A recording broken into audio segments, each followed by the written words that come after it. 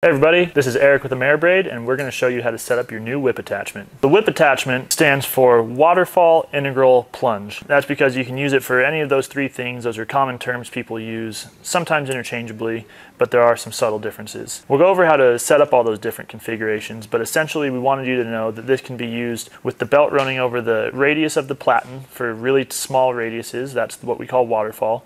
It can be used on integral bolsters, or it can be used for cleaning up radiused plunge line. The nice thing about our WIP attachment is that it can be added on to your existing small wheel holder and allows you to use the full range of small wheels that you already own. So once your WIP arrives in the mail, let's show you how to attach it to your small wheel holder. When it shows up, it's going to be fully assembled like this with one bolt, and this is going to go on a small wheel holder that's purchased separately.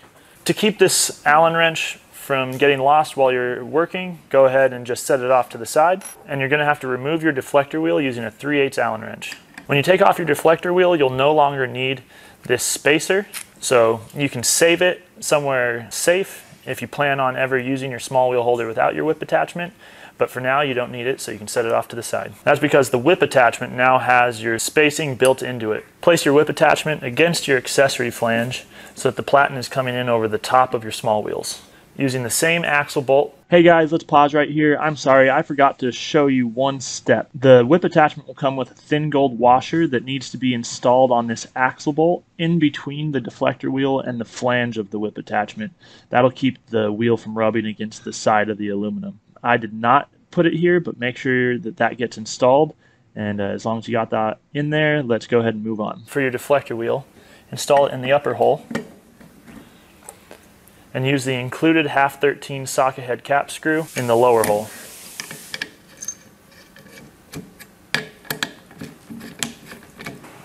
Both of these bolts can stay loose because you're going to need to adjust that in later steps. The fullering inserts are an item that are purchased separately but pair very well with the WIP attachment.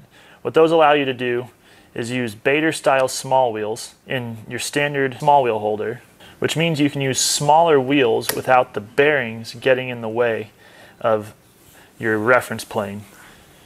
You now have an uninterrupted plane for large work pieces. You may notice that the new revisions of our small wheel holders have a matching chamfer on this top edge to match the angle of these fullering inserts. If you have an old revision of the small wheel holder, get in touch with us to go over how you can modify your existing small wheel holder to include this feature. Now that you've got your WIP attachment hooked up to your small wheel holder, we're going to show you the different adjustments that can be made to get you set up to grind properly. So you'll want to start by choosing what size wheel you're going to be grinding with and make sure that's installed.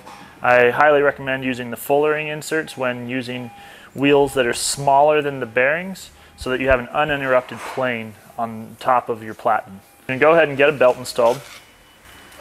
Set the tension like normal. You'll loosen the two bolts attaching your WIP to the accessory flange so that you can adjust the amount of engagement your platen has with the belt. You want to make sure you have full contact between the belt and the platen. Then go ahead and retighten those two bolts. Here's an example of too much belt engagement. If the top of the platen is bending the belt too much, it could cause funny tracking issues. So you want it just coming in tangent to the top of the platen. The next thing you'll want to set up is your tangency. So using any straight edge, you're going to set it on top of your platen, and you're going to adjust until it's just barely touching the top of your wheel. To make your tangency adjustment, first you need to loosen this handle in the back. That'll loosen the dovetail clamp and allow you to make your adjustment. You don't want to go too loose, because then it'll allow your platen to sag. You want to take out most of the slop without clamping it too tight. So using the Allen wrench that is stored on the WIP attachment, you can adjust this push-pull screw until you achieve the tangency that you're looking for. And then retighten your handle in the back.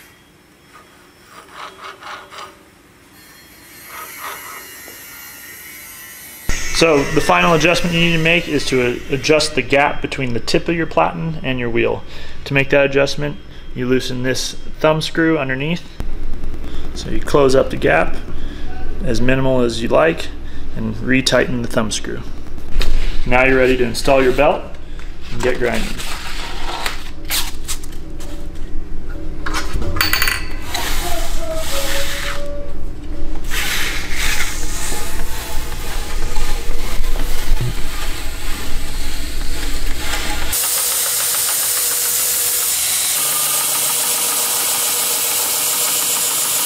Another way you can use this attachment is to intentionally create a gap in between the wheel and the platen by sliding it up a small amount to create a space for the belt to come in between the two. The purpose of this is to not have your belt running along your flat reference surface. That way you're not taking any material off of your flats until you're ready for your finish pass.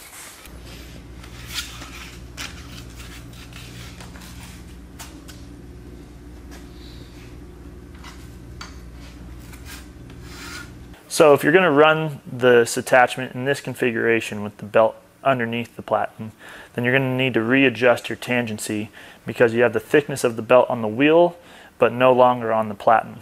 So that's going to cause gouges in your workpiece where it's cutting higher than your flat reference surface.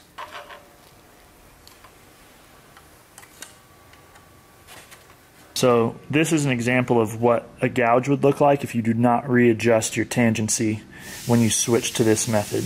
That's because your belt is cutting higher than your flat plane.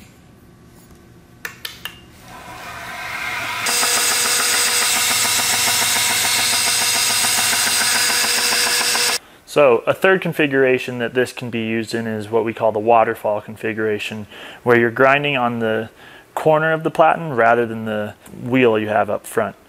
The purpose of this is to get an even smaller radius than you can achieve with our smallest wheels, which go down to a 1/4 inch diameter. Set up for this configuration, you loosen the thumb screw underneath the platen completely and flip the platen around. And you have two radiuses available. You have a larger radius on top and a smaller radius on bottom. To use the waterfall method, you'll want to take out your Fullery inserts if you were using those.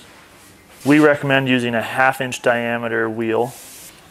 You're going to bring your platen up above the wheel, but you want it down as low to the 1/2 inch wheel as you can get without it rubbing.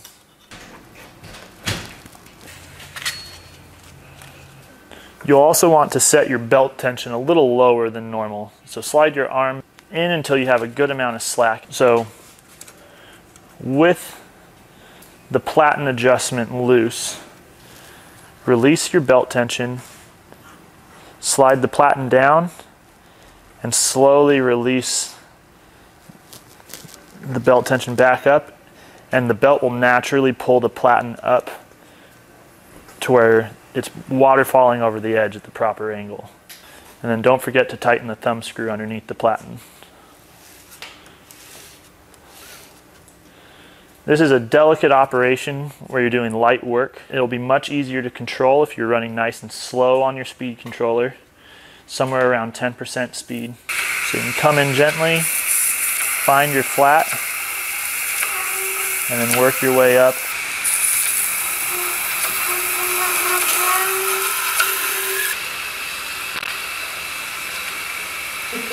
And expect that the seam of the belt coming around every time is going to throw you off a little bit. Thank you for watching. If you still have any questions about the WIP attachment, give us a call. You can find our phone number on our website, AmeriBrade.com. Or if you just have other questions and want to see more content like this, make sure you subscribe to our YouTube channel or follow us on Instagram.